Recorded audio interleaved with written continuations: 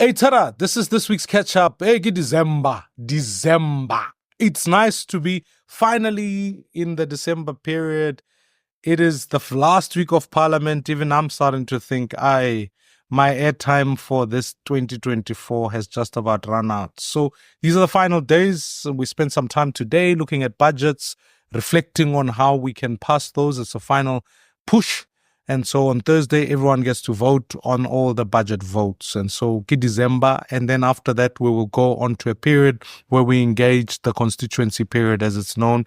And then hopefully, Kadi 16, we will start to chill out a little bit in preparation for Ukisimus or Christmas, as it were. So I'm looking forward to it. I'm also celebrating because if you were looking for where Liverpool Football Club is, you'll find us at the top. The good news is that the best team in Manchester is actually United at the moment, which is interesting. I never thought I'd say that. But since Man City last won, Manchester United have had 3 coaches. So I guess that's why they are currently the best team in Manchester. But we'll see. We'll keep winning because we don't want to get ahead of ourselves. We've got a game every week. The slot machine is continuing. Amakos. Awa. How does it happen? 2-0. And then Stogotogo all of a Sunday. With guys, I'm heavily invested in this club, ne?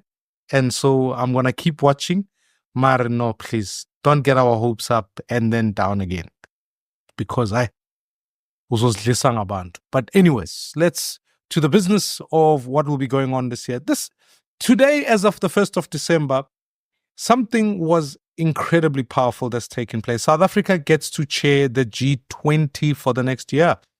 President Ramaphosa unveiling multiple things that are going to take place. It's a massive opportunity, right? Like any other thing, it's a bit like this is the politics of the countries that are in the top 20 or the World Cup thereof. A bit like a moment when we hosted the World Cup. The work actually happens what you do afterwards. How do you maximize it? And I think we need better negotiations on things like AGOA. We need to make sure goods that are from the continent are being able to be exported and sold at fair market, that African continent is able to benefit. I think next year is a massive opportunity for us as South Africans when we look at this issue of the BRICS Summit because it's going to matter.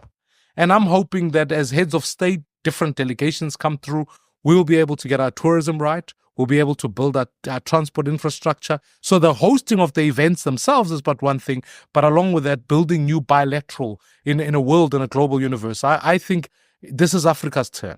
And as a genuine 1.4 billion people coming into this continent, investment in this continent, this is Africa's turn to thrive. Someone whispered to me, said, people are dismissive of the African Renaissance or the African story. I bet for it. I think that Africa will be where economic activity is going to take place in the next while. And therefore, BRICS is a massive opportunity to this regard. And I think globally, as President Biden will be visiting Angola, these are massive opportunities for us to not only build better relations with the West, trade better, but ensure that we as South Africa become that gateway into the continent and making sure investment comes through. So this is going to be quite exciting. I wanted to look at just a couple of things in looking at this week. I want to look at this issue of the Bela bill. I mean, we speak about a number of things in the Bela bill. As Build One South Africa, we've always been deliberate about saying education must always be inclusive. Our history in use of Bantu education allowed certain communities to have poor schools and others good schools. The Bela Act doesn't set out itself to address issues that sit in the quintile 1, 2, and 3, which are the poorest, low or no fee paying schools. What we have to do is fight harder at making sure that more can be done in those schools and investment into that. I have raised my concern about the fact that what I don't want is we think schools, particularly schools of particular racial groups, etc., can be able to become dual medium schools and allow the governing body to be more inclusive. As demographics have changed in communities, this allows for various learners to be able to come through. I have raised this concern and I continue to do so. No one must have the power or the veto rights to be able to challenge the president privately. If you want to challenge a piece of legislation, that has to go through parliament. That's naturally how the world works. Therefore, I would urge that that becomes an important space for us when we look at this Bela bill. But I'll keep watching this space as multiple role players are distancing themselves from the agreement. Others are coming to an agreement.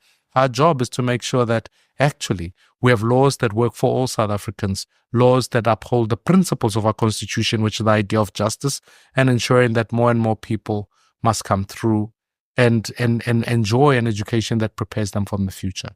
On the fundamental issue of the VBS issue and the Minister of Justice, I think it is unworkable for the Minister of Justice to continue in the role of Minister of Justice. You know, there's something about the Zizi Kodwa story that I want to parallel here. Here was Zizi Kodwa. He was charged. He stepped aside.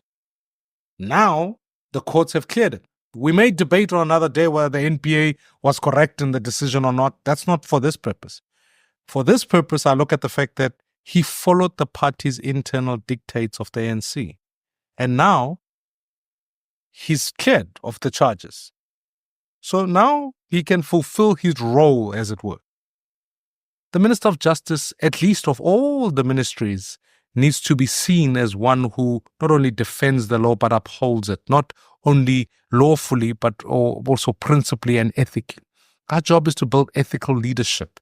And to me, before we even get about the laws and which laws she's broken, we've got to ask ourselves the question, did she act in the most ethical manner when she was the mayor? And ultimately, VBS is an ethical failure. So I'm saying she must step aside. And I'm saying let the process take place. I'm going to wrap this up by a powerful conversation around Mozambique.